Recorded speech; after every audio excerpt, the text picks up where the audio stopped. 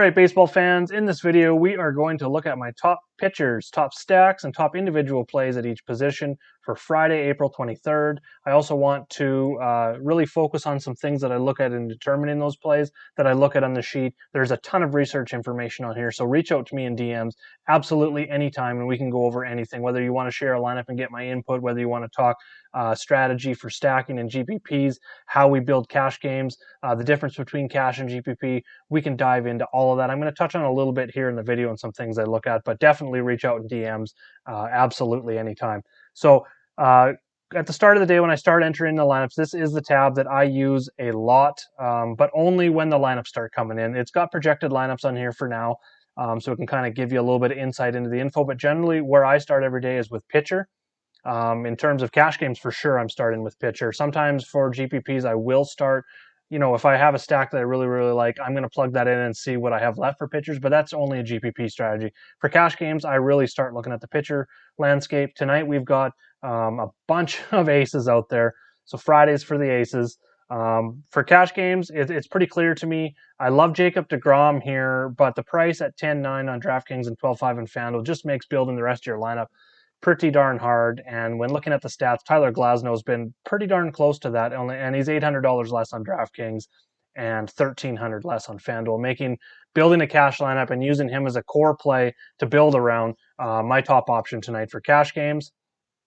They both have under 1 ERA when we start looking at the stats, so that's one thing that stands out. Then I start looking at the xFIP, so that would be your expected. So it kind of takes out the defense and just looks more at how the pitcher actually performed. So generally we want something in the sub threes, mid threes is about average. So seeing these guys in the 1.6 xFIP and Glasnow at 2.36 is amazing. WHIP, which is walks and hits per innings pitched, under 1, just in that absolutely elite territory, both with 40% K rates. As you can see, deGrom's swing and strike rate is just absolutely insane right now. Glasnow 16.5%. Anything over 10%, 11% is considered really, really good. So seeing, anything over 15% is just absolutely elite, top of the league right now. So you can see they're very comparable. Obviously, deGrom's got a little bit better of a matchup, you would think overall. But again, the price point in cash games, Glasnow for me, I like the pivot to deGrom. If we slide over and look at the opponent, is something I will always look at next. So this would be the opponents versus daily split. So they're both right-handed pitchers. So this is Toronto and Washington versus right-handers. And for Kershaw, who's a lefty, this is San Diego versus lefties. So if you're trying to figure out what that opponent versus daily split, it's just one split that we can compare all pitchers to and all opponents to if we've got a mix of righties and lefties in there. If you want to break it down more, you can actually look over here a little bit more and look at the versus righties and versus lefties side by side. So then I will look at the opponent, how they've been doing on the season in terms of WOBA, WRC plus, which is anything with a plus behind in terms of stats that you see on the sheet. That means it is park adjusted. So for instance, Colorado's not just going to be at the top because they're in Colorado, although that park factor isn't quite there yet this year in terms of the cold weather and stuff that we've seen. But what WRC plus is really just puts it at park adjusted numbers. So we get a really more of a true tale of what a team is actually doing compared to league average. So anything above 100 is a percentile per point, and anything below is a percentile down per point. So for instance, Yu Darvish is facing the Dodgers for the season. They're at 115 WRC plus. That means they're creating runs. So park adjusted at 15% higher than league average. That's what that WRC plus means. That is a key stat that I look at for almost everything. WOBA is weighted on base percentage. I've talked about this in the past, but it pretty much, we've got on base percentage. So anytime a batter gets on base, he gets a point in that on base percentage. Well, that doesn't tell the whole story because doubles are worth more than singles. A single's worth more than a walk. Triple's worth more than a double. Homer worth more than all of them. That's what WOBA gives us an account for, is it gives a bonus to guys that have, get lots of extra base hits versus those guys that just hit singles. If you're just looking at average, you're really not diving in to the full scope of what a player or team has been doing. So I really use WOBA and WRC plus. And then ISO is just isolated power. So that is something I dig into a little bit more in terms of GPP, is when I'm looking at my GPP stacks or fading a pitcher for GPP, I'm really looking at that ISO. And then K percentage, that stands for itself, how many batters they face and how many strikeouts per batters they face.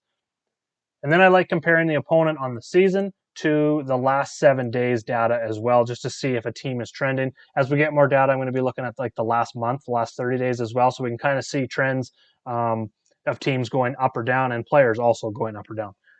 So that looks at all those stats in the pitcher tab, but this is by far the number one place that I start my research every day, is I really need to see, especially because right now I'm playing about 8% of my buy-ins every night. So if I'm playing $100, I'm playing $80 in cash games. That's 50-50s, double ups, head-to-heads. Sometimes even triple ups I'll consider in there as well, but generally I'm just playing the single entry double ups with as many contestants as possible. So this is where I start my research, is at the pitcher. So going with Glasnow, that kind of, and generally with pitchers, on DraftKings where we have the roster too, I'm trying to keep that salary right around that 20K or under. If I can get it under 20K, that's great. It usually leaves me a lot of room for my bats. I can still go after a big team. But I don't really want to be going over 20K. So Glasnow is really nice as well, because we can now target a pitcher. 8,900 mats fits into that 20K. I'm not looking at mats. I'm just kind of looking at the pricing. Myself, I'm going down to Huascar Ynoa for Atlanta. He comes in as a minus 153 favorite here. Mid-range in terms of the park factor. I don't have the weather updated on that game, but what I like here, he's got a 3.94 ERA. That's decent. Anything under 4 is decent, but what I really like to see is that the xFIP is a run and a half lower. So generally what we'll see there is some positive regression, and see that ERA start coming down closer to that xFIP as time goes on. And that kind of stands out. I like to, back check all of these stats. I don't just look at one stat. I like to look at a number of things and make sure a pitcher really checks off a lot of boxes. So moving over, we've got WHIP, which is your walks and hits per inning pitch. Anything 1.05 and under is really good. So seeing 1 or anything under is awesome. He's got a high K rate, 32%. He backs that K rate up with a 14% swinging strike rate. So that's really good there. He's only walking 4.8%, which is among the highest on the slate. A lot of ground balls in there as well. So we get a 30% plus K rate and a 50% plus ground ball rate. That is really good to see as well. Usually leads to not a lot of homers. The one issue we see here with the advanced stats, scrolling over a little bit, is the 91.5 exit velocity is some of the highest on the slate. Same with the hard contact at 55%. So he's been getting hit pretty hard, which really goes a lot into last game. I believe it was versus the Cubs. They hit 3 home runs off of him. 7 hits, 3 were home runs, 6 earned runs in that game. And that was in Chicago. I believe the wind was blowing out. So it was just a really bad spot for him. Before that, he started out as a reliever the first start, and then he came in and he's pitched 11 innings in his first 2 starts of the year. So it was very positive there. I think he can get back to that, and I'm willing to take the risk at 7,500 tonight. Dane Dunning is kind of a GPP play off of, it's the matchup that scares me the most here, that I don't like for cash games, because he's going up against the White Sox, who are 10% over league average in terms of runs created. The power's down, so that's something nice to see. Doesn't a little bit, but still not enough for cash games. But 10% above league average in terms of weighted runs created. 20% above league average over the last 7 days in there as well. And you see the power is starting to come up as well. So it's a little bit scary in terms of the matchup, but the $7,300 price tag, is probably going to be higher owned by quite a bit. You probably get Dunning at, like a 5 to 8%, maybe even lower in some cases. So that's where I'm looking at for pitcher. So now we will move on to the bats.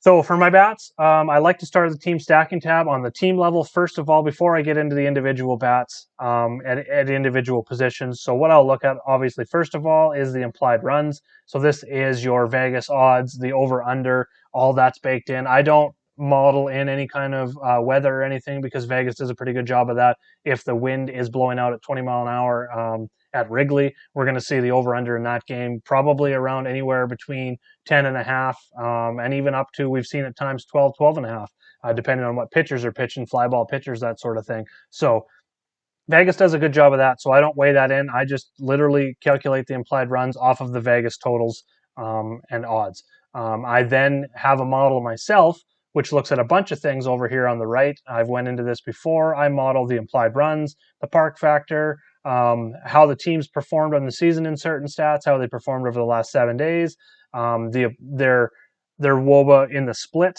their WRC plus in the split, their power, and I will adjust this every day, and I'll build multiple models. And if you want to build multiple models, just go up to the top, hit File, create a copy.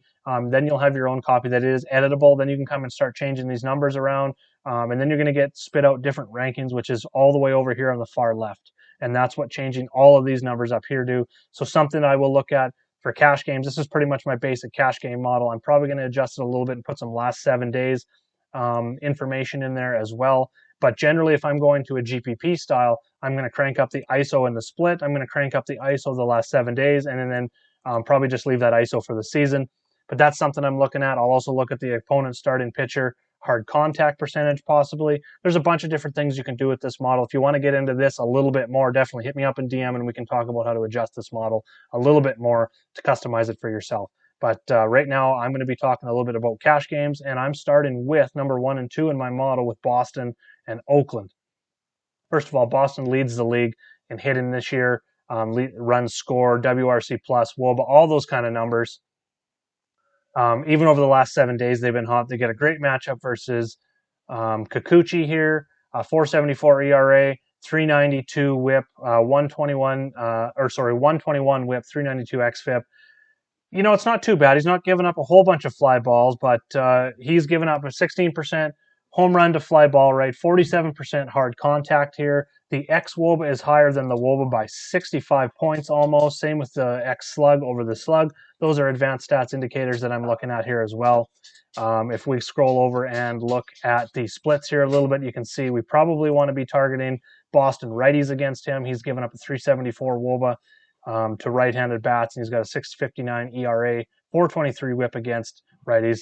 He's been pretty darn good versus lefties, so maybe avoid those. In terms of cash games, I don't mind adding those in for GPPs, but generally for cash games, I'm looking at those Boston right-handed bats at the top of the lineup. We'll get into those individual plays here shortly. So what I'll do, that team stands out for Boston, then I will go through and I'll start looking at the individual plays. So for today, I've got Boston, I've got Oakland, who has been red hot over the last 7 days, as you can tell here. They've been a little bit better on the road. They've been pretty split in terms of lefty-righty, but they have been a little bit better versus lefties, but they get a great matchup as well versus Jorge Lopez. Over 3 starts, he's got an 8.56 ERA. It hasn't been that bad. It's only a 3.31 xFIP, which is pretty darn good.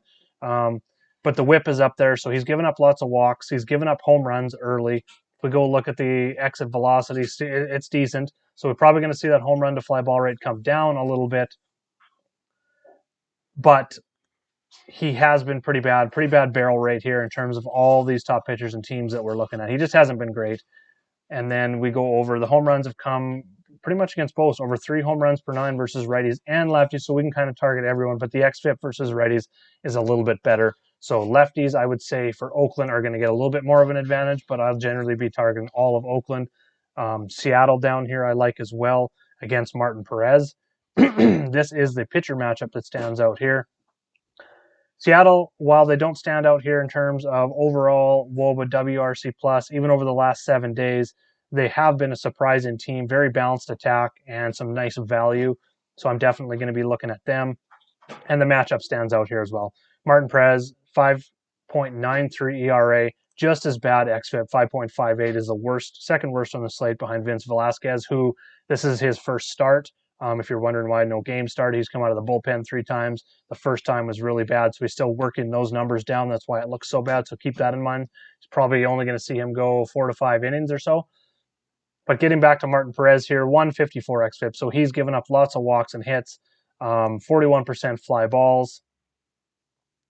The exit velocity hard contact isn't great, so maybe not the best matchup in terms of looking for home run power. GPP upside, but I definitely like it for value for cash games here as well. So going through the individual positions now, looking at catchers, Dom Nunez is a Coors bat I will be looking at. He is under 4K. The pricing is just wrong here. FanDuel, you don't roster a catcher, and he's 3,700. But over on DraftKings, he is still under 4K in a game in Coors. He's been above average, 27% above average versus left-handed. Velasquez is a righty. So against right-handed pitching, he's been above average. He's been red hot over the last 7 days, and a very solid start for a catcher to begin with a lot of power. 4 home runs from a catcher in Coors, facing a struggling Vince Velasquez. I will take that any day. My top catcher over on DraftKings. At first base, Matt Olson stands out. He has been scorching hot over the last 7 days. 321 WRC plus, 231 WRC plus versus righties in there as well. 6 home runs on the season, and he's still only at 5K when we've got a Freddie Freeman at 6,200. That's just $1,200 that we can use to build a much more balanced lineup in terms of cash games. So I definitely go other ways in terms of GPPs, but for cash games, it's definitely Matt Olson for me. Second base, I talked about Boston righties. Kiki Hernandez hitting leadoff at 4,000 is just mispriced. Same with 3K on FanDuel.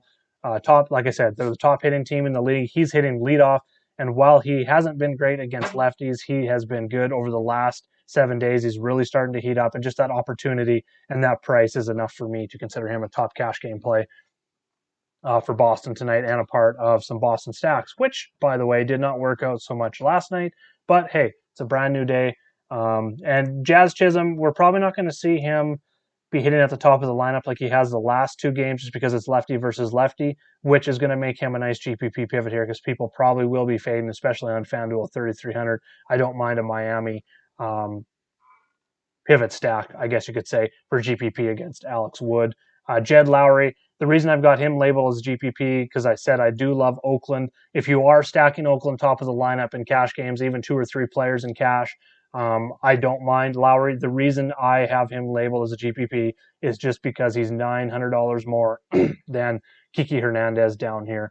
That price difference is just too much for me in cash games. I will be going Kiki, but if you have room for both of them, on FanDuel, the multi-position eligibility, definitely Lowry is a great play.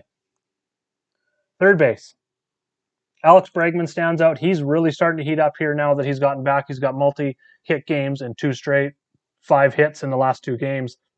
He's absolutely destroyed lefties. Goes up against Andrew Heaney, and the price again. He's just underpriced right now because he missed time with COVID. He was cold before he went out because of that COVID protocols, but he is starting to heat up now. So I want to get on board before he's in that mid 5K range. He's going to be in the Justin Turner, Rafael Devers at the top of this third base price on DK very, very soon. So getting him under 5K is a bargain. So he is my top play. If you want to go super value and, want to get away from that and save even more money, Ty France down here would be my second play that I'll go to under 4K for him on DraftKings. I think that's a great price. He's hitting out of the 2 spot. He's hit lefties very, very well to start the season, shown some power against lefties as well, and he's just generally been awesome to start the season, hitting second behind Mitch Haniger. Over on shortstop, Xander Bogaerts is definitely a pay-up spot for me tonight on FanDuel, where I think he's a little bit underpriced at $3,300. That $5,600 price tag on DraftKings is going to be hard to get in there, but he'll be GPP only over there. So he's going to be a core play on FanDuel only for me tonight. I love going to Miguel Rojas here, who's probably going to be hitting leadoff tonight, or at least first or second for Miami.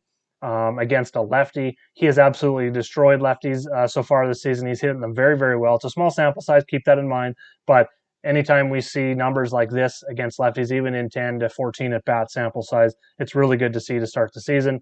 He's been good overall over his last 7 days, 433 WOBA, 178 WRC plus, and on the season, he's sitting with a 300, 400, 417 slash line, so not a ton of power here, but in terms of consistency, which is what we're looking for in terms of cash games, that plus the opportunity at the top of the lineup versus, say an average at best Alex Wood.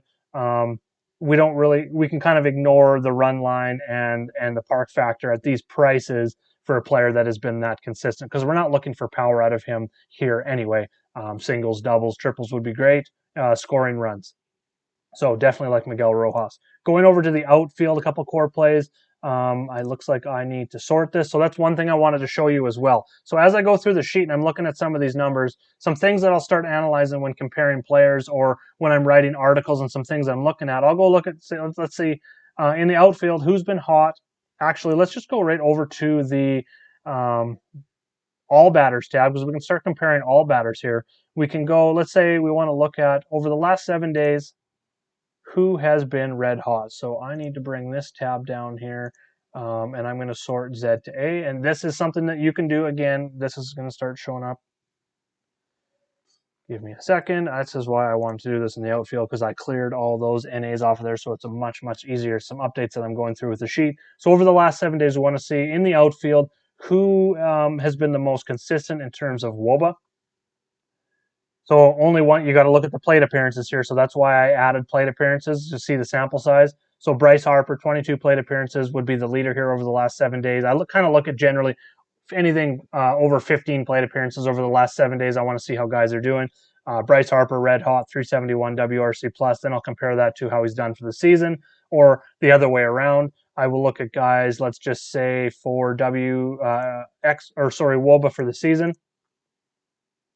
Sort that highest to lowest here. So Byron Buxton's got a 605 WOBA on the season. He's backing that up, guys. 582 xWOBA is absolutely incredible to back that 605 xWOBA up. He is really finally having that breakout year. So if you want to look at that in the outfield, who has the highest WOBAs and who then has been good over the last 7 days, you can kind of compare that. Just things that I am generally looking at. So I'm going to go back here and sort by price, and I'll give you a couple outfielders that I am concentrating on. Obviously, when lineups come out, that's when the core plays definitely are going to be finalized. But generally, I like, scrolling down here and looking at these green plays. Mark Canha is going to be at the top of the order, going up against Jorge Lopez. He's been solid, 151 WRC plus against righties, 137 WRC plus over the last 7 days. Solid. While the average isn't there, he's getting on base. So we'll slide over here and just look at his WOBA on the season. Yeah, 386 backs it up with a 380 x WOBA. So he's been very solid, a nice price range.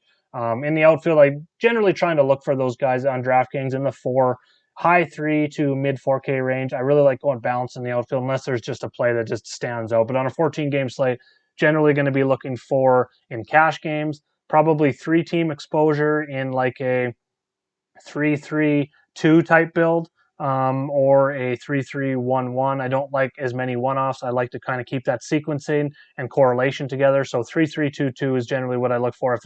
If the slate's a lot smaller, like last night, while it did not work out with Boston, I do like going like a 4-3-1 or a 4-2-2 type build in terms of cash games on DraftKings. If you want to talk about that more, again, reach out and DM and we can go over that as well. Another one, if you're going with Ty France, Mitch Haniger is going to be in there. They are an excellent 1-2, top of the lineup value going up against Martin Perez. They're both hitting lefties well. They've both been good on the season. They've been the driving force behind Seattle's hot start, tied for the lead in the division. Brian Reynolds is another one for Pittsburgh. He's a nice one-off I like here. He's hit lefties very well. He's hitting, I believe, 3rd in the order for Pittsburgh. He is a switch hitter and has been hitting lefties a little bit better. J.A. Happ's been only, pretty much average at best. His numbers, if we go look at the team stacking tab and we go look at Pittsburgh over here, we'll slide over to Happ. What stands out? 3.12 ERA, so it looks great on the cover. But if we dig in a little bit closer, that xFIP is a little over 2 runs worse. 127 whip isn't great. It's not bad either, but he's given up a lot of fly balls. We know that about him. He can give up some home runs. So I like the Brian Reynolds, or even if we go look at the splits here for him, we see that he's been solid against lefties, but he struggles a little bit more against righties. So get your righties in there against J.A. Happ. So that covers all my top plays at each position. Make sure to check out the weather. We don't really have too many concerns here today, but make sure to come over here. You can check out my weather ranking for all the games today.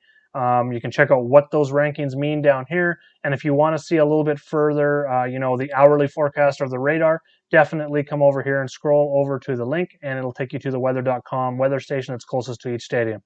You can check out the bullpen report. There's a lot of stuff going on in this sheet, so make sure to reach out if I haven't covered something that you wanted me to. I can definitely either do a video on it. We can do some one-on-one coaching in chat, whatever you want. Thanks for watching the video. Make sure to smash up that like button, hit subscribe. A lot more videos to come. Let's go get some green screeds tonight, everyone. Good luck out there.